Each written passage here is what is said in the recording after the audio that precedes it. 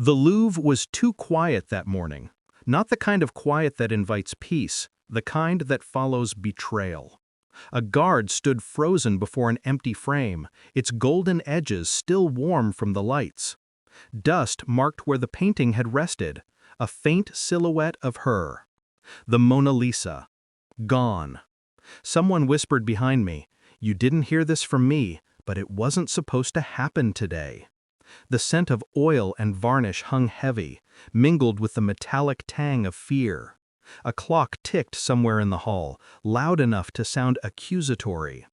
Every museum has ghosts, but this was different. It felt like standing in a crime scene that refused to admit what had been lost. I remember thinking, art doesn't vanish, people make it disappear. And whoever did this had planned it like a prayer. The reports were chaos. Guards swore they saw nothing.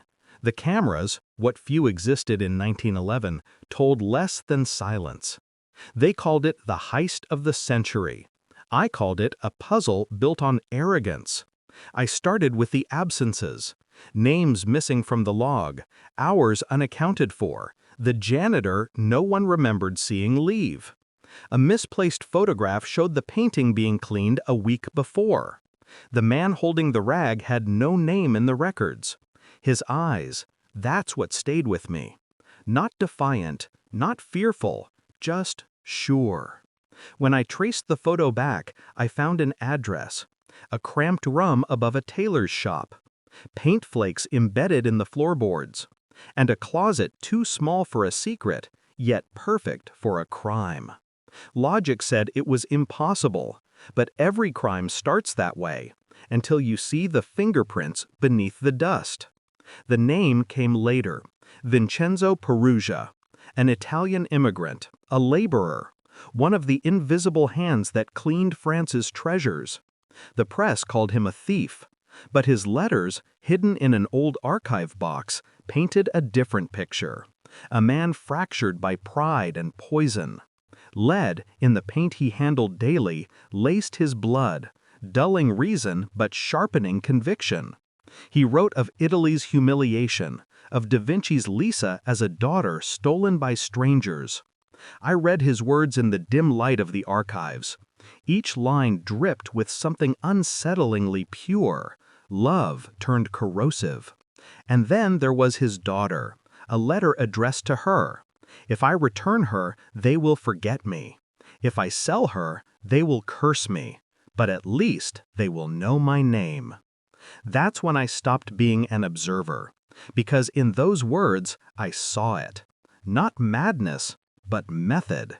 This wasn't theft for profit. It was reclamation. And somewhere in that twisted act of patriotism was the seed of every lie he told himself. The police searched for collectors, smugglers, syndicates. They looked up, toward the elite. They never looked down. 2 years later, I found the truth where they never thought to look, behind a false wall in Perugia's Paris apartment. A handmade closet. Inside it, a canvas wrapped in linen. Alongside it, a note. She waited, as I did. The evidence was devastatingly simple.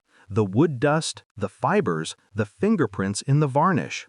He hadn't hidden from justice, he had waited for it to notice him. Perujia didn't confess out of guilt. He confessed because the world had finally looked his way. He believed himself a savior, not a criminal. But beneath that illusion was something darker, a need to be remembered, to be seen. He had spent years invisible, restoring beauty that was never his. When I turned in my findings, they dismissed me first. Impossible, they said. No workman could outwit the Louvre. So I waited, the way he had. Then I released it. The photographs, the handwriting match, the confession letter that tied him to the closet. The revelation detonated quietly. No arrests, no chase, just disbelief. In the end, Perugia's arrest wasn't justice, it was inevitability. He looked calm, almost relieved. When asked why, he smiled, not with pride, but with purpose. "I only took back what belonged to us," he said. I remember watching him led away, his boots echoing against marble floors. For the first time, the museum looked naked, stripped of its illusion of control. And I realized I hadn't just uncovered a theft. I'd uncovered a truth France never wanted spoken aloud. Years later, I still walk past that same frame. The Mona Lisa hangs there again, smiling as if she never left. But I can't unsee the emptiness she once left behind. Perujia died a free man. History called him misguided. Some called him a patriot. I call him a mirror. Every investigation leaves something behind. Not evidence, not guilt, but understanding. That's the true cost of seeing too much. I often wonder if he felt peace, hiding her in that closet. If, in those long nights, he convinced himself she smiled only for him. Maybe that's what theft really is. Not the taking of an object, but the claiming of meaning.